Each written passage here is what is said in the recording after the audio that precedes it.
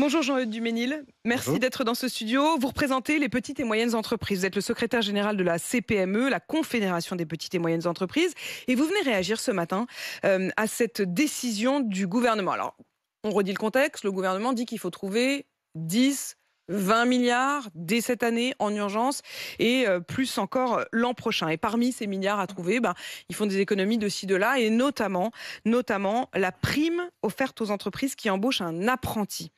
Elle va être supprimée le 1er mai. Quelle est votre réaction? Alors, c'est pas tout à fait un apprenti. Il y a deux choses. Il y a l'apprentissage et le contrat de professionnalisation. Là, on parle de la prime pour l'embauche en contrat de professionnalisation. Il y en a un, c'est de la formation initiale et l'autre de la formation continue. Mais au-delà de ça, notre réaction, c'est simple, c'est de dire que cet argent, on parle à peu près de 200 millions d'euros par an, on sait exactement où il va et on sait l'utilité qu'il a. On parle à peu près de 100 000 jeunes chaque année en contrat de professionnalisation. Les trois quarts d'entre eux ont un boulot 6 mois après ce contrat. C'est ce qui paraît assez hallucinant, pardon, c'est que là, vous le dites, c'est 200 millions par an. Alors certes, pour trouver les 10 milliards, il Bien va sûr, il faut falloir faire des effectivement économies. Personne ne dit faire le des économies. contraire. Bien sûr Mais que oui. l'une des pistes envisagées par le gouvernement, c'est notamment de durcir, soi-disant, les allocations chômage pour renforcer l'embauche. Vous dites, ça, c'est pour le coup des sous qui sont hyper efficaces dans l'embauche. Et c'est-à-dire que quand on parle effectivement du retour au plein emploi, c'est la volonté affichée par le gouvernement. Tout ce qui est alternance, c'est le meilleur moyen d'accéder à l'emploi. Pour un jeune, c'est formidable puisque vous rentrez dans une entreprise, vous découvrez un métier que vous aimez par la suite. Et pour l'entreprise, vous avez quelqu'un qui est formé, qui est motivé. Et pour la collectivité, c'est autant de gens qui auront un boulot derrière et ça permettra de créer de la richesse et de C'est l'emploi. donc un très mauvais signal tout à la fois gagnant, pour les entreprises et objectivement. pour les jeunes. Mais bien sûr, il y avait d'autres moyens, il y a toujours d'autres moyens de faire des économies. Et Vous ce seriez qu'on prêt à dit, renoncer à des trucs? C'est-à-dire quand vous dites il y a d'autres moyens, mettez la main à la pâte. Est-ce qu'il y a d'autres aides ah qui bah sont données aux écoutez, alors entreprises moi, dont vous vous dites bon, finalement elles sont pas si efficaces que ça, allez on peut y renoncer? oui, alors certainement, mais ça, il faudrait qu'on fasse la Oui, liste. alors c'est toujours Mais, plus difficile quand je vous demande en général. par Oui, dans contre, l'absolu, il y en a sûrement. ce que je peux vous Mmh. donner quand même, en 2023, 60 000 personnes supplémentaires sont venues gonfler les effectifs de la fonction publique en Mmh. 2023. Donc, si on veut faire des économies rapidement, on verra l'impact budgétaire. Peut-être qu'on peut limiter Je l'augmentation des recevais d'ailleurs effectifs la de la semaine fonction dernière à publique. ce même micro Peut-être. le patron du MEDEF, Monsieur Martin, qui disait exactement comme vous, qui disait que quand même c'est un peu abusé, qu'il montre l'exemple, puisqu'il n'y a jamais eu autant de fonctionnaires. Ils ont embauché 60 000 fonctionnaires, comme vous le dites, et ils nous demandent à nous, les entreprises qui créons des emplois, de raboter sur les aides.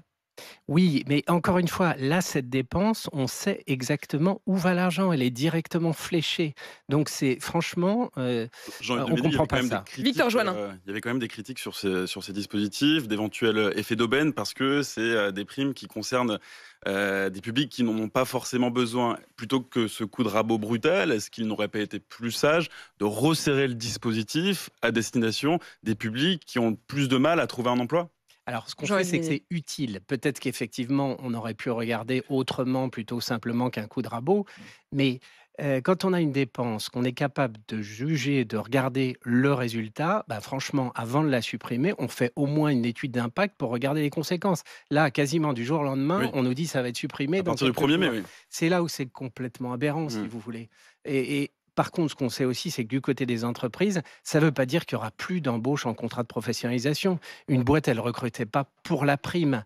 Simplement, ça lui coûtait moins cher d'embaucher en raison de cette prime. Bien sûr. Et évidemment, les plus impactés, ça va être les plus petites entreprises qui diminueront les embauches en contrat de pro. Donc, c'est une équation perdant-perdant. Jean-Eudes Duménil, on parle ce matin rémunération des patrons, enfin d'un patron en particulier, puisque c'est Carlos Tavares, le patron de Stellantis, qui va sans doute obtenir le feu vert, d'ailleurs qu'il l'obtienne ou pas Il l'obtiendra. aujourd'hui, il obtiendra, il aura cette rémunération de 36,5 millions d'euros. Je vois vos yeux qui s'écarquillent, Jean-Eudes Duménil. C'est pas très représentatif des patrons de France. Non, alors après qu'on ait des grands champions internationaux en France, tant mieux, mais on est sur une autre planète, hein. Moi, je vous rappelle simplement, on fait des enquêtes sur la rémunération des chefs d'entreprise de PME. 75% d'entre eux gagnent moins de 4 000 euros et 20% de notre dernière enquête, on a été même surpris par ce chiffre, sont en dessous du SMIC. Mm. Donc, vous voyez, tout simplement, on n'est pas sur la même planète. Voilà. Donc, on regarde ça à la télévision et c'est vrai que ce sont des montants absolument astronomiques. Trop.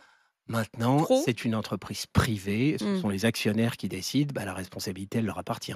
Et c'est une entreprise florissante, hein, vous le disiez tout à l'heure, Victor, 19 milliards d'euros de bénéfices. et qu'il a effectivement relevé. Merci Jean-Eudes Duménil d'être venu dans ce studio. Je rappelle que vous êtes donc le secrétaire général de la CPME, la Confédération des petites et moyennes entreprises.